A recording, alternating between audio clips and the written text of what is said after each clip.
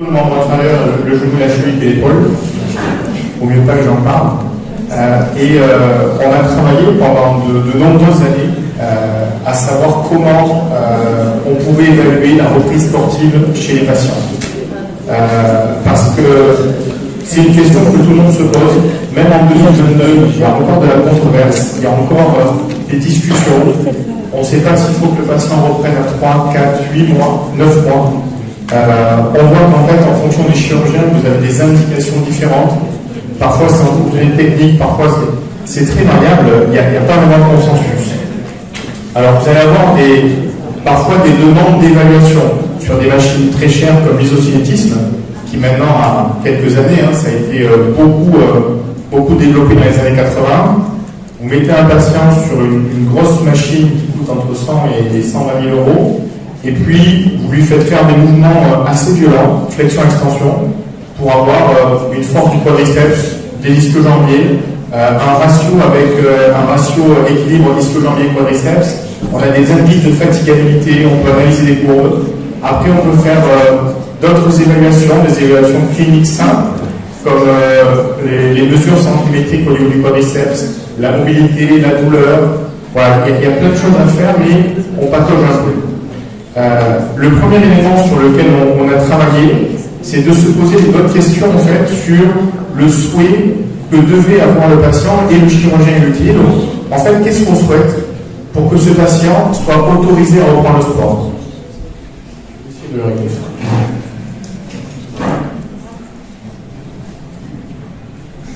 Voilà.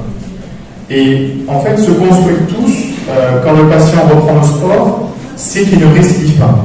Voilà, le problème, alors la récidive, heureusement, elle est rare. Elle est entre 10 à 15% en fonction des séries. Mais 10 à 15% quand un patient s'est déjà fait opérer et s'est cogné 6 à 7 mois de rééducation, c'est quand même pénible. Donc en fait, la première chose déjà à percevoir, c'est que quand on fait des tests de force sur une machine isocinétique ou sur n'importe quel dispositif qui va évaluer la force analytique et segmentaire, en fait, on est très loin de la stabilité articulaire.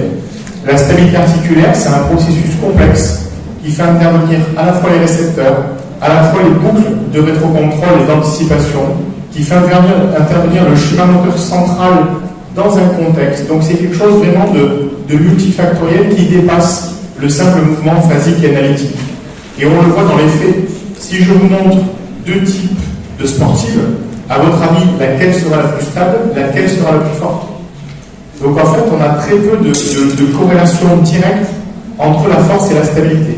Ça serait une erreur que de faire en fait juste une transposition de la force à la stabilité. Quand on regarde quels sont les facteurs de stabilité, on s'aperçoit que c'est un processus neurologique complexe et que la base de ces facteurs de stabilité, c'est vraiment les récepteurs. Et c'est les récepteurs, d'une part, par l'action qui existe avec le rétrocontrôle, mais surtout par la programmation du schéma moteur et du feed-forward, que ces récepteurs en fait vont permettre à la fois la production du mouvement, la régulation de la posture et la stabilité. Donc c'est pour ça que déjà, dans les années 2006, on a réfléchi à un moyen, un dispositif qui pouvait évaluer le patient en conditions qu'on dit écologiques pour justement évaluer tous les éléments qui intervenaient dans la stabilité. Donc on a fait un papier, un travail, où on a évalué justement quelle était la pertinence de ce dispositif, donc une plateforme de force de stabilométrie, pour essayer de voir si on pouvait déterminer des critères de reprise de sport avec la plateforme de stabilométrie.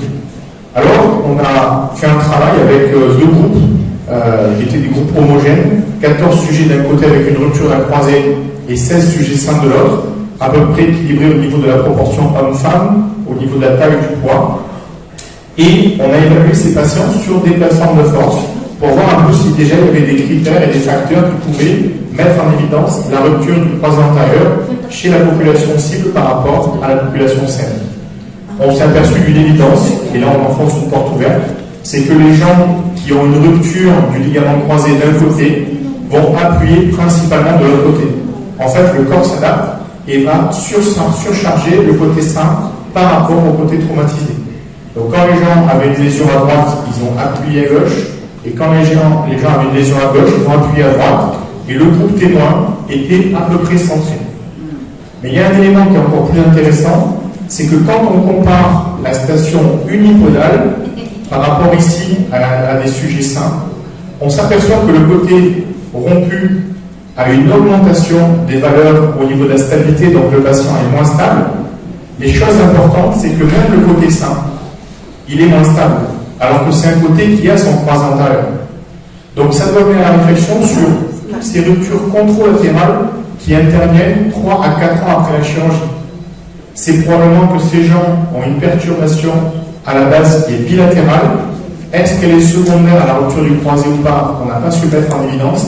Mais ce qui est sûr, c'est qu'un patient qui a une rupture du croisé qui se fait opérer a un côté contralatéral qui est aussi perturbé et qui nécessite une rééducation. Donc quand il y a un patient qui revient 2 à 3 ans après une rupture contralatérale, alors qu'on a su qu'il avait été opéré de l'autre côté, mais c'est probablement en fait une faille dans la rééducation où on nous a orienté vers une rééducation du genou droit parce qu'il s'est fait opérer du genou droit.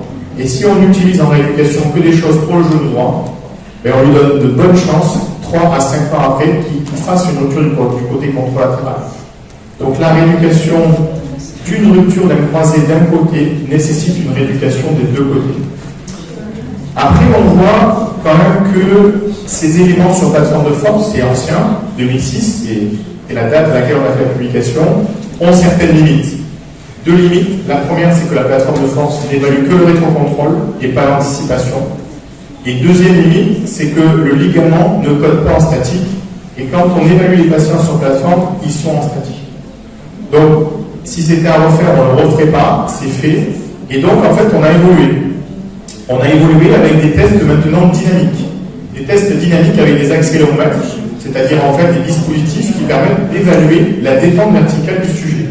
Donc, vous avez soit des accéléromètres type boîtier, soit vous avez carrément des applications, l'application MyGym 2, qui est une application payante, mais ça coûte à peu près entre 10 et 15 euros, c'est très accessible, et qui permet justement d'évaluer le patient en bilatéral, unilatéral du côté droit, unilatéral du côté gauche, et juste avec cette application, on peut avoir la détente verticale, la force, la puissance, la vitesse de saut et la puissance maximale.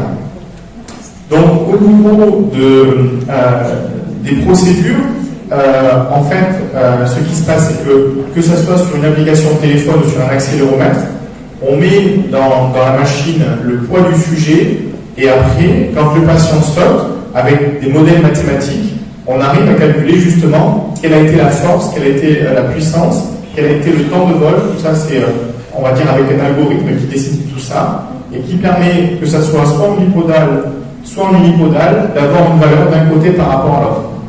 Et ce qu'on retrouve dans les recommandations américaines, c'est les guidelines pour la rééducation du croisé opéré, c'est justement cette phrase pour définir, pour autoriser les patients à reprendre le sport. Les cliniciens peuvent utiliser un moyen simple et reproductible pour mesurer la performance physique tel qu'un test de détente verticale ou un road test. En fait, aujourd'hui, les principaux critères qu'on utilise pour autoriser la reprise sportive sont principalement des critères fonctionnels qui dépassent l'élément analytique. Mais ces critères fonctionnels, en fait, ont des limites. C'est-à-dire que l'accéléromètre, comme le saut, comme n'importe quelle valeur, est une valeur globale du membre inférieur. Et parfois, la perturbation peut venir du genou, mais la perturbation peut venir de la cheville. Donc, on a évolué et on est passé à l'analyse vidéo. L'analyse vidéo pour voir, en fait, le patient, quand il se réceptionne en contrebas, comment se comporte son genou, comment se comporte la cheville. En fait, c'est tout simple. On sait que le patient, quand il se fait une entorse du genou, c'est toujours dans la même situation. Un problème de réception en contrebas, un problème d'amorti qui va augmenter les contraintes rotatoires ou qui va augmenter le valgus et le varus. Donc en fait, en situation à risque, c'est une forme de crash test, on regarde s'il y a des facteurs prédisposants à la récidive. Et on peut analyser deux profils dans le cas justement de perturbation. Tout à l'heure on a vu la cheville. Les facteurs qui peuvent être prédisposants aux entours de cheville sont des restrictions de flexion dorsale. Donc quand le patient se réceptionne en contrebas, on regarde, comme ici, s'il y a une limitation et une restriction à la flexion dorsale. Et dans ces cas-là, on peut cibler la rééducation sur l'élément important et pertinent qu'il faut améliorer dans cette triple flexion en genou-cheville. Et à l'autre image, là on voit qu'il y a une bonne flexion dorsale de cheville. Donc on regarde si l'élément à améliorer, ça n'est pas en fait des éléments au niveau du genou, ce qui permet d'être plus précis. Donc au niveau en fait des deux types de tests, le test en fait de détente volontaire et le test de réception contrebas, on a ici plus un test en récupération et là plus un test en contrainte qui peut éventuellement limiter les récidives. Alors on n'en est pas resté là, on a fait une étude et on a regardé au final, au niveau de ces deux tests, si on retrouvait une corrélation entre les valeurs de la détente verticale et les valeurs de la réception contrebas. Donc on a pris 130 patients. Et ce qu'on a fait, c'est que pour ces 130 patients, on leur a fait un test de détente verticale, unipodale du côté opéré, du côté sain et bipodale, et on a fait parallèlement un test de réception contrebas pour voir en fait quelles étaient les valeurs qu'on pouvait observer au niveau du genou. Au niveau des valeurs, donc ici, on a pris hauteur du saut, puissance max, force vitesse, et là au niveau des valeurs, on avait deux caméras croisées. Une caméra de face, une caméra de profil.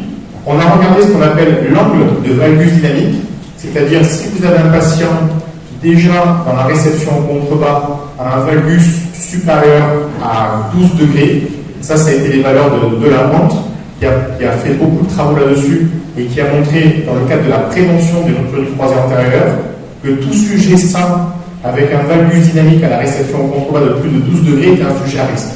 Donc on n'a pas inventé grand-chose. On a juste pris des valeurs de prévention de rupture du croisé antérieur et on a dit, si en fait quelqu'un doit se faire de la prévention primaire, on le transpose à la prévention secondaire ou la prévention tertiaire. Et on a regardé aussi de profil l'angle de flexion du genou.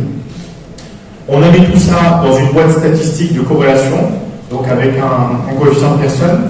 Et ce qu'on a vu, c'est qu'il y avait une corrélation en fait qui était assez forte, une corrélation moyenne, avec un taux de 0,65 entre la hauteur du saut et l'amplitude de flexion de genou.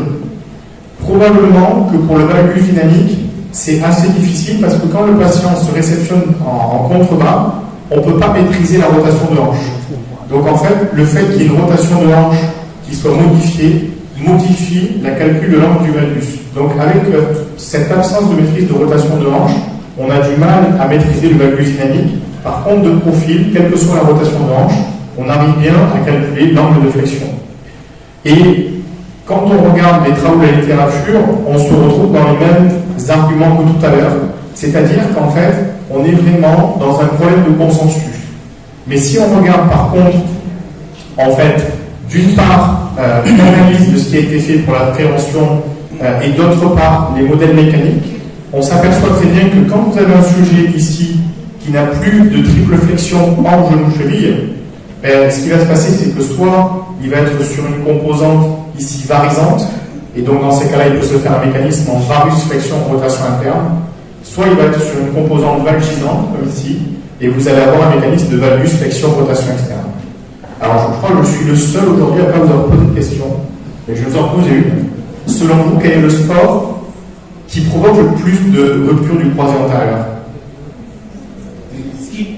Le ski. Qu'est-ce qui se passe dans le ski? On prend un bonhomme et on lui dit, toi tu as l'habitude de te réceptionner en triple flexion, donc je vais t'aider, je vais te bloquer la cheville, comme ça tu ne pourras pas le faire. C'est déjà pas mal. Et en plus, comme le genou n'est pas fait pour faire des rotations, on lui dit, et en plus pour t'aider, je vais te mettre des grandes spatules au bout des pieds qui te fassent bien des contraintes rotatoires, comme ça je te bloque ce que tu sais faire et je favorise ce que tu sais pas faire. Voilà, le ski c'est un suicide ligamentaire, ni plus ni moins. Donc c'est normal en fait qu'on ait un sport aussi violent que le ski qui fasse des ruptures du croisé antérieur, parce que la chaussure, le ski et tout ce qui existe provoque en fait la lésion. Et c'est ce qu'on voit là aussi dans la littérature, c'est qu'il y a énormément de travaux sur la prévention des ruptures du croisé antérieur et ils sont tous pareils. On sait que toutes les entorses du genou se font dans les 20 premiers, dans les 30 à 40 premiers degrés de flexion. Au-delà de 40 degrés de flexion, il n'y a plus d'entorse de genou. Le genou part en flexion. Mais l'angle critique, c'est entre 0 et 40 degrés. Et si vous avez des patients que vous mettez dans des contraintes à risque, comme des crash tests, et que sur ces situations, ils ne savent pas évoluer dans la compliance musculaire, et vous pouvez vous dire que c'est des sujets à risque. Et c'est des sujets opérés ou pas, qui sont potentiellement clients à des ruptures du croisé antérieur.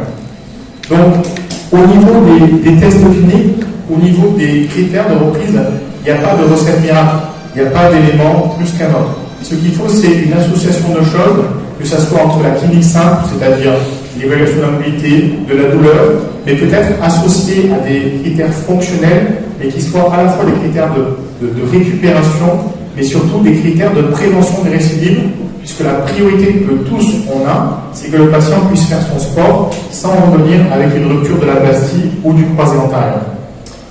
Je vous remercie.